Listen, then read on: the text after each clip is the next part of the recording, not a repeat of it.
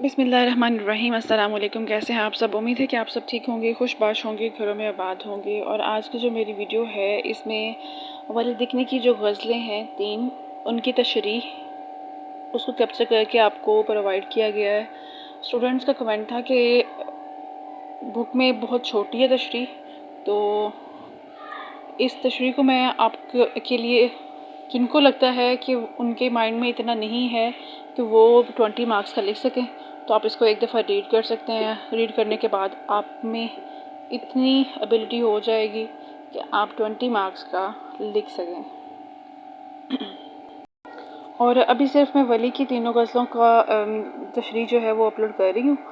और अगर ये आपको हेल्पफुल लगे तो आप मुझे बता देना, ताकि बाकी राइटर्स की भी मैं अपलोड कर दूँ।